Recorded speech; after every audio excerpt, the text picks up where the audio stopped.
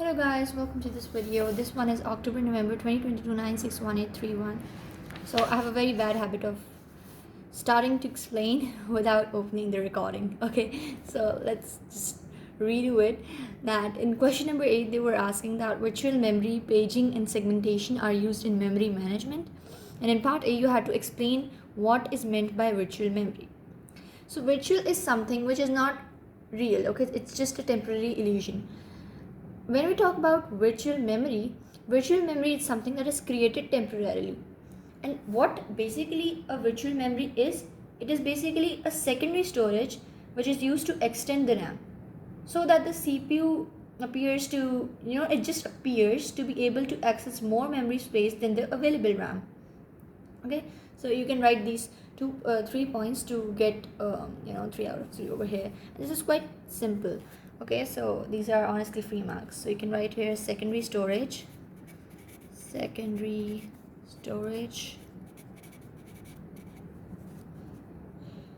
is used to extend RAM so that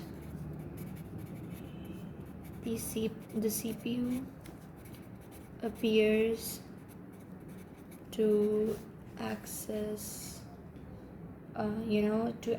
more memory than it actually does, because it's just a virtual memory, right?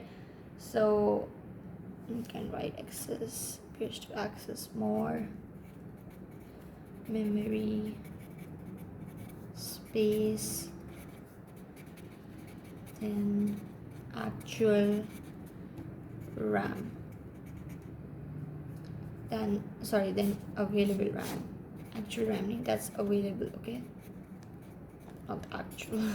Okay, so this is these 3 points are I think are enough for securing this, but this is very easy. You can just learn it, that secondary storage is used to extend RAM so that CPU appears to access more memory space than available RAM, and it is created temporarily like this. Okay, now state one difference between paging and segmentation in the way memory is divided. So over here you can have 2 to 3 marks questions, because there are a lot of differences between paging and segmentation. You can write only one. For paging, it allows memory to be divided into fixed size blocks. Okay, the blocks are like of fixed size. If this is 5 MB, so this block is also of 5 MB, like this. Okay, but segmentation divides the memory into variable size blocks. Okay, and then for the, you can also write that the like there's a lot of there are a lot of differences between them. The access times for paging is faster than for segmentation, but I think the easiest one that everyone can remember is that paging allows the memory to be divided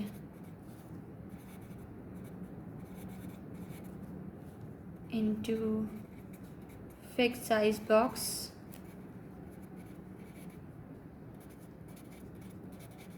while segmentation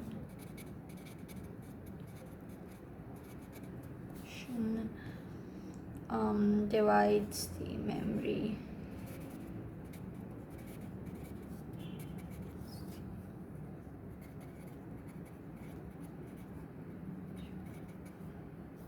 there's no space into variable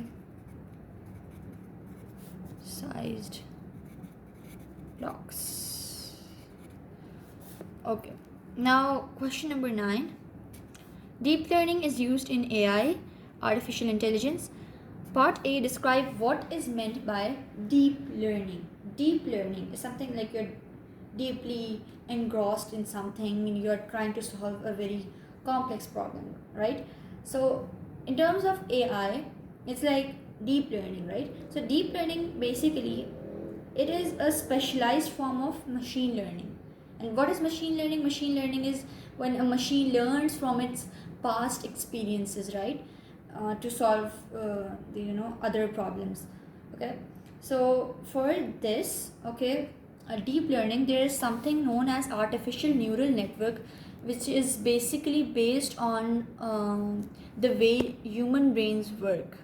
Okay, so the artificial neural network, just as brain has this neurons to respond to problems, and just our brain solves problems, so artificial neural network is designed in such a way that it is basically intended to replicate the human brain, right? It is modeled on a human brain. So what you can write over here, and how does this deep learning process work, that it also uses a number of hidden layers to process the data more effectively, right? So over here you can write that it uses deep learning uses, like when you're learning something deeply, right, you're using your brain, right? Simple as that. The AI uses the artificial neural network, uses artificial neural network, which is modeled on a human brain. And when you yourself are doing this deep learning, like you're learning maybe some math formulas, you're using your brain, right? So just as this AI is using an artificial neural network, which is basically modeled on a human brain, right? And then you are processing it in your brain through those connections of neurons that are being in your built in your brain, right? So what is happening over here then, that your artificial neural network is basically containing a number of hidden layers, right? So you can write that contains a high number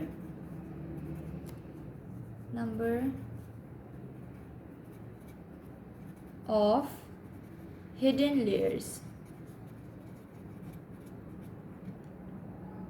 Okay, and you can also write that it is a specialized form of machine learning, but I think that's these 3 points are fine, like this point, and then this point, and then this point. So these cover it more effectively.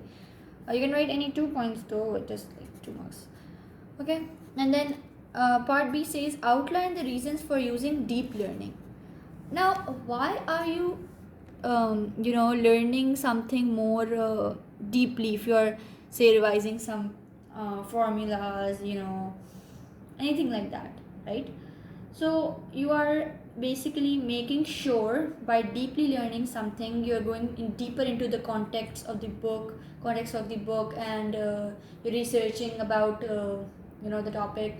It's just because that you need to provide a more accurate outcome, right, of whatever you are doing. You have to generate an accurate output. That's why you are deeply researching about something, so that you can have a good output, right, an accurate outcome. So such that when we talk about deep learning over here, so what is deep learning does, it provides, it can provide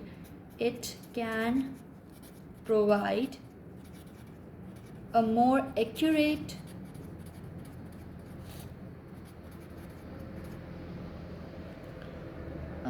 accurate outcome with higher number of hidden layers. Okay, and then for the second point, like why you can use deep learning, you can also write that it can outperforms other methods if the data size is large. Okay, or it is effective at identifying hidden patterns that humans might not be able to see, or maybe they are too time consuming for humans to carry out. All right, so you can write that it is effective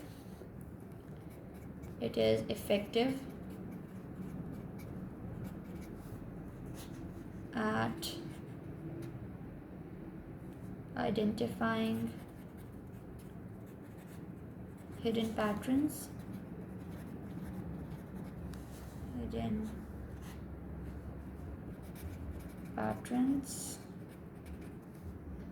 that are too complex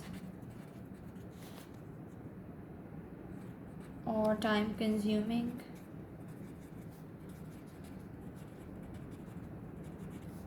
for humans to carry out.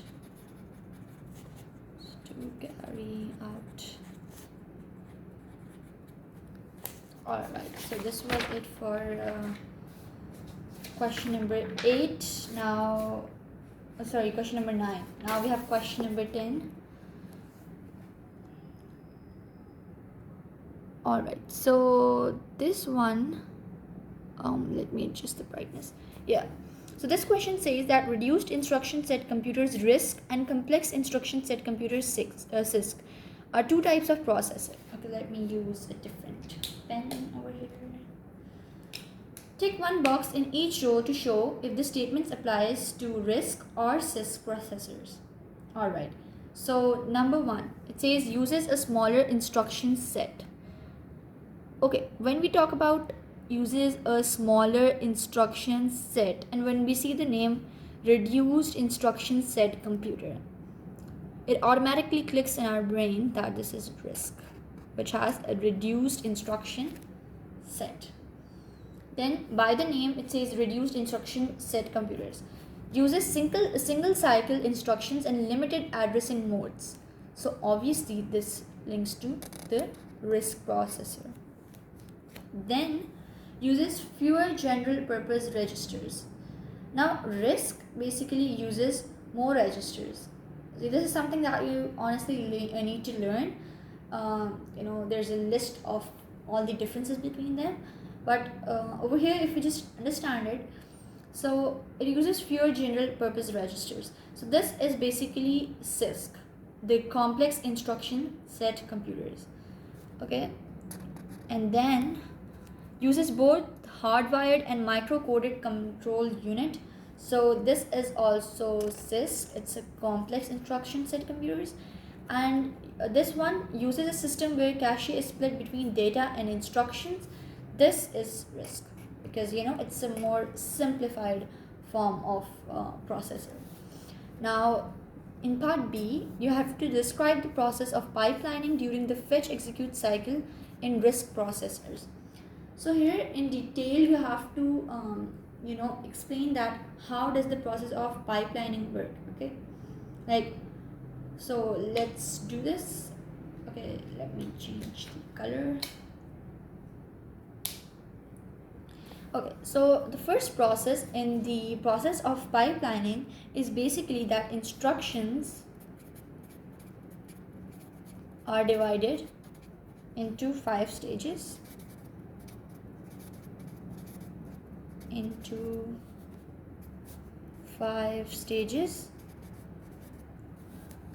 Okay, now if you're listing those 5 stages, that's very good because you can also get a mark for this, right? So you can write what are those 5 instructions. They are basically if, okay, if, id, oof, and then e, and then vb. I've learned it this way. Okay, if id, oof, I, vb. Okay, so basically this means that it is instruction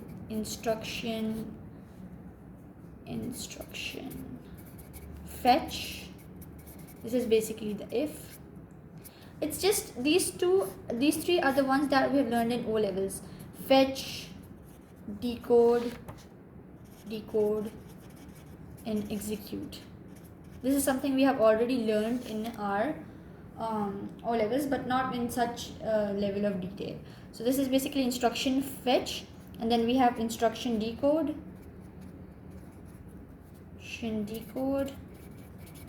ID, and then we have operand fetch,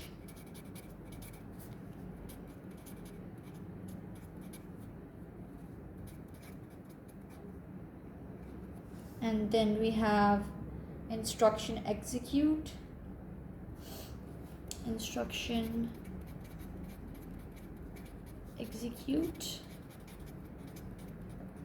IE, and then we have the write back result, VB, which is WB, write back result. interruptively. Okay. Then for the third stage, it's like each subtask is completed during one clock cycle. Like, let me just, I don't know if there's a question like that. Let me just bring that question. Alright, so this is something which explains, this diagram explains this pipelining. That here you have this instruction A, which is in its first, this is the first, stage, which is A. Okay, this is the first instruction. Okay, so what is happening over here, that each subtask, this is a subtask A, B, C, these are subtasks, right? So each, if I just erase it for a moment, just give me a minute.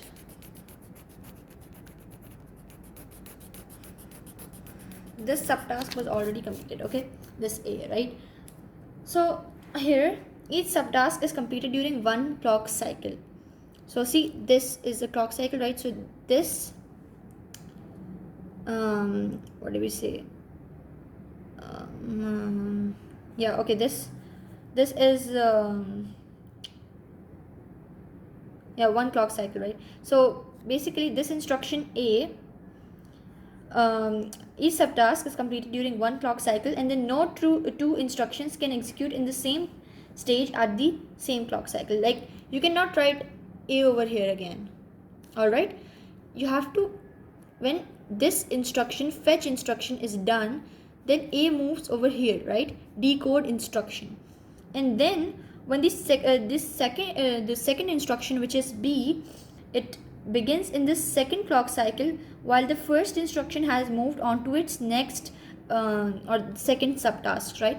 So now when A has moved to its next subtask or its next stage, then B can start executing over here.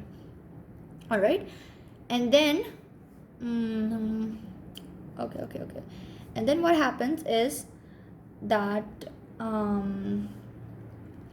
when A goes on to its third stage, okay, in the third clock cycle, then the first and second instructions move, this second instruction, right, it moves on to its next stage. And then once again, when A then the when this moves on to its the second one moves on to its next stage, right, then there is another instruction, which is C. Okay, it moves on to its first stage, and then when A completes its this access operand in memory, that B comes over here, it follows by, okay, and then here, so this is basically instruction level parallelism. Now you see, so A has completed all of its stages, right, and now B has also completed all of its stages, and then in parallel C is also coming. Okay, so see, with pipelining, the number of cycles was 7, right?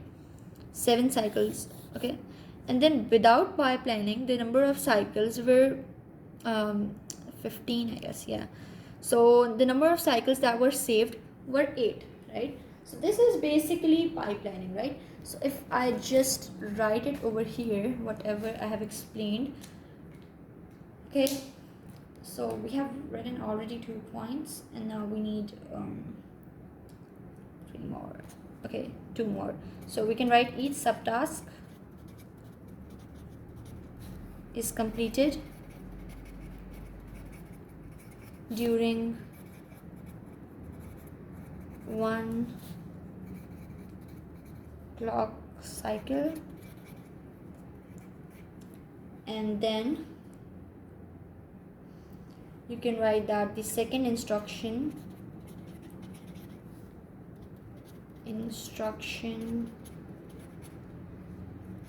begins in the second clock cycle, while the first instruction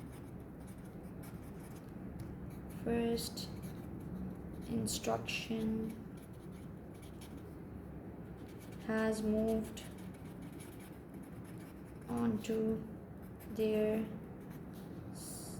second subtask. or second stage, right? You can also here write subtask. All right, so this completes question number 10. I hope that was clear. Okay, now this question is my favorite question, object oriented programming. So this is honestly really fun. Okay, so what do you have to do? Oh, 3 marks. You just have to define these object oriented programming terms. Okay, that's just, you have to write, single line definitions for each of them, and you can get 3 marks. Okay, so instance is basically, you have seen this in paper 4. There's like this thing that creates an instant of an object, right? Instance of an object. So basically it's an occurrence. Oh, the spelling is wrong. Occurrence of an object. All right, and then it says what is meant by inheritance. Okay, so it's just when like inheritance in real life is what the child inherit properties from child inherits the properties, yes, of the parent, right? So for inheritance in OOP, it's just like that. When a child class basically inherits from a parent class, it inherits the methods and attributes and methods from a parent class. Okay, so this is basically the capability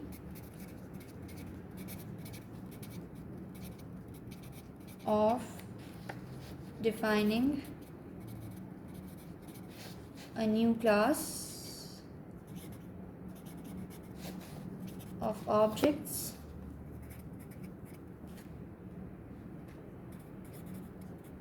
that has all attributes and methods from a parent class. Okay, not a space over here. Okay, and what is basically polymorphism? So polymorphism is simply that methods can be redefined for derived classes. Okay, methods can be redefined for derived classes. Now this was very simple. For part B, okay, so what do we have over here? In OOP, a class contains attributes and methods. Okay, complete the pseudocode for the class car to enable objects to be created. The class needs to include string attributes to store to store the make, model, body type and fuel type, and an integer attribute to store the number of cars of that type build. The attributes must be available only through the methods of the class. This means that the attributes are set to private, and in OOP the attributes inside this class are always set to private, right? So here you're going to fill in the blank. Class is car, private, see they have already written that, private make as string. What else do you have is private model, right? So you have model as well, and see here you can see that make, model, body type and fuel type are already there. So you can write private model as string, then you have private body type as string, and then you have private fuel type as string, and then you have private number built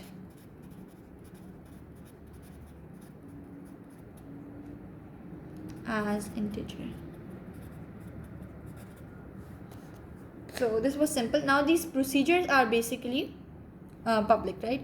Public procedure, this is basically a constructor, right? So you have to just pass on the parameters over here, which the user is gonna pass. So make, so car make. Now see over here, they're assigning some values to these two, right? These three basically.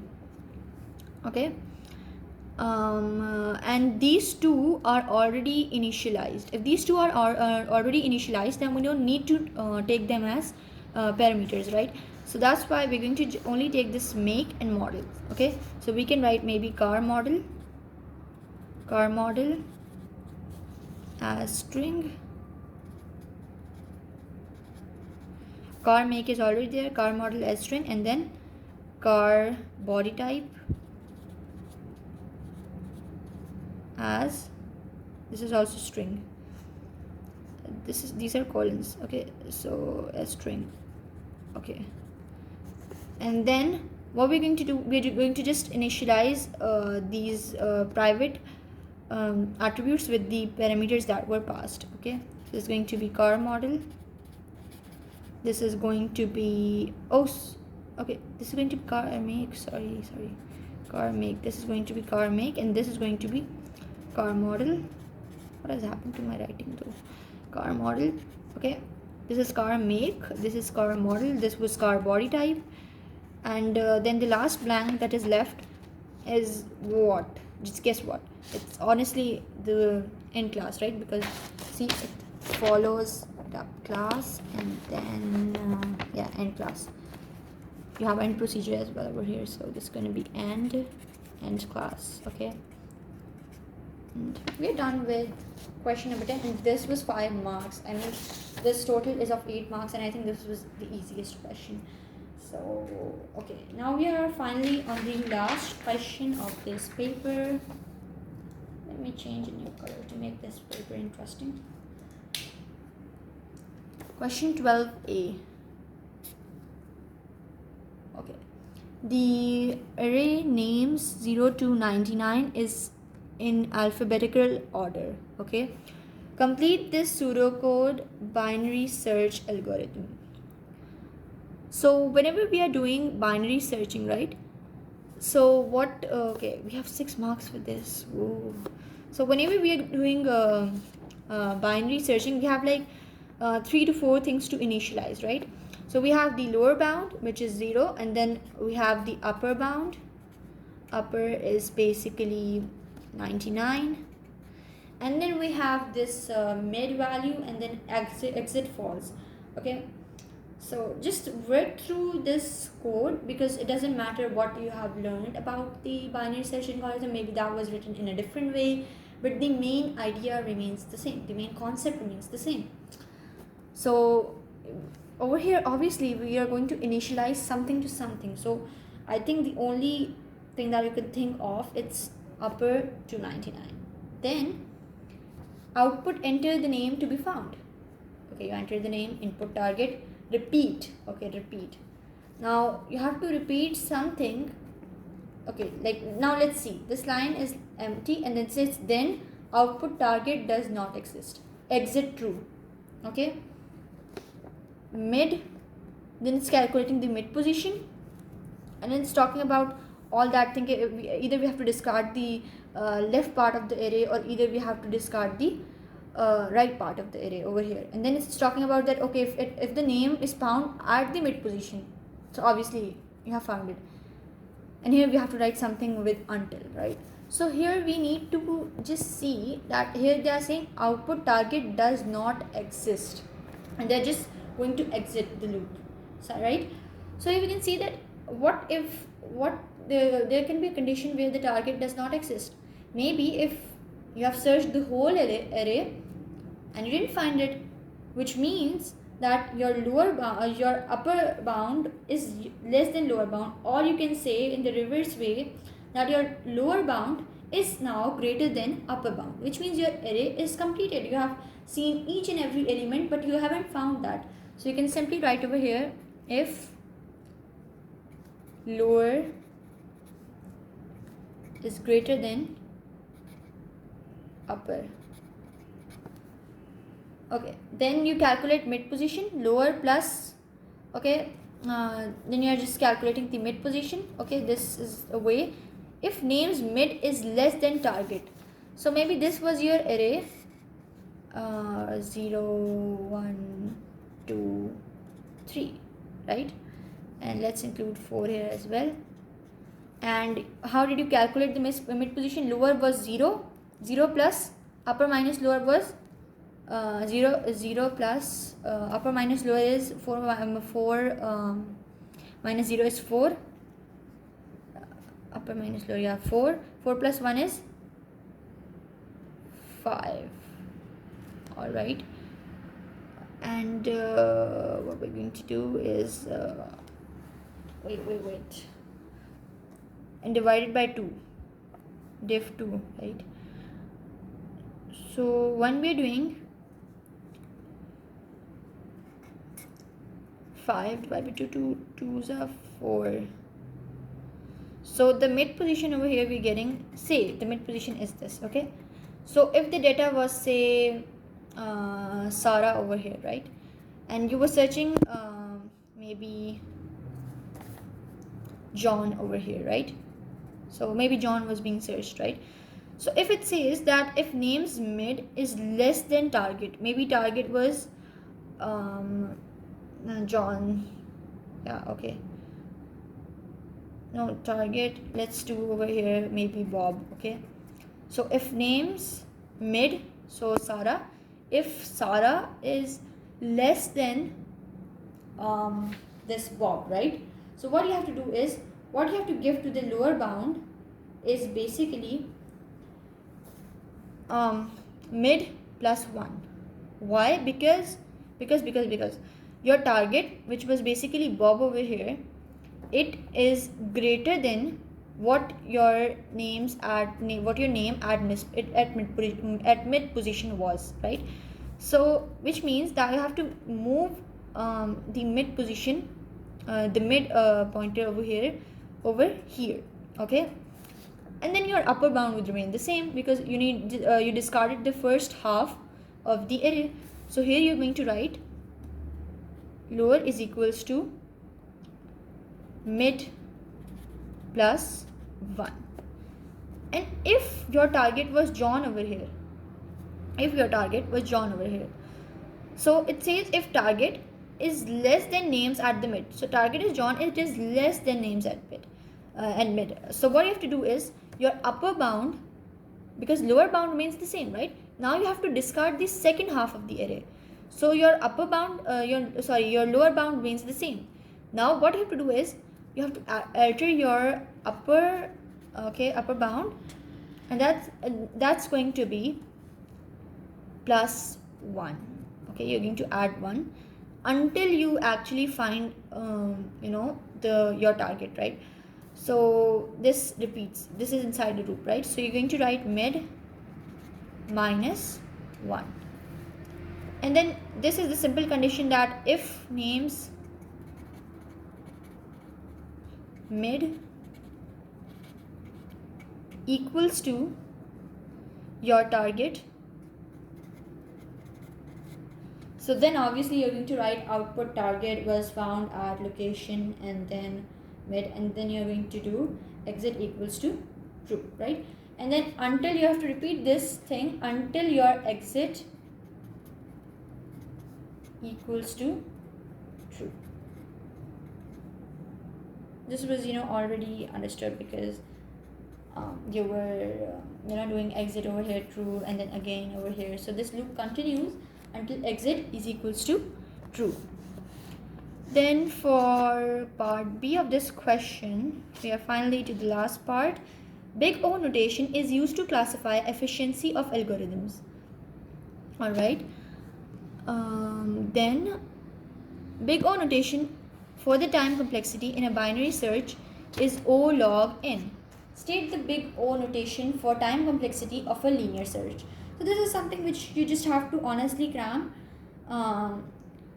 So the big O notation for time complexity of a linear search is basically O n.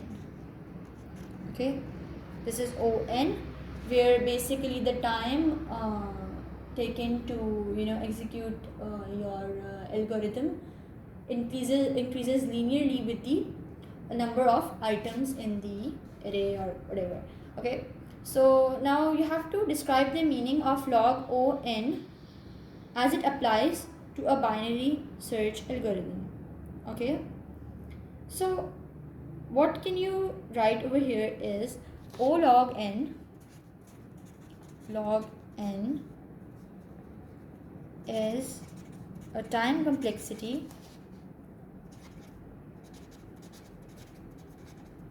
that uses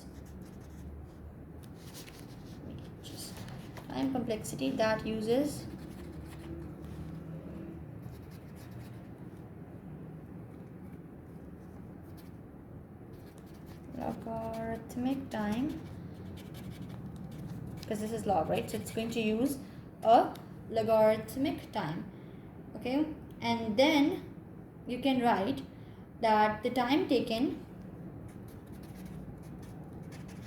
because over here when you are talking about time complexity or either space complexity, so time complexity or either space complexity, they are linked with, if we talk about time complexity, it is linked with time and the number of items, right? In a similar way, the space complexity is linked like with space, the memory space, and with the number of items. So there's a relationship between these two of them. So you can write the time taken goes up linearly as the number of items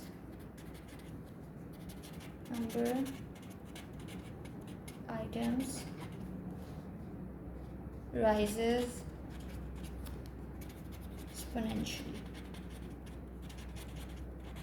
So this was it. We are through our whole paper. So I've tried my best to explain each and everything, because honestly this was a difficult paper, I think. But if still there remains any query, so do address it in the comment section. Please subscribe and like the video and share it with your friends and family, and please subscribe to the channel as well. Thank you for watching. I'll see you soon in the next video.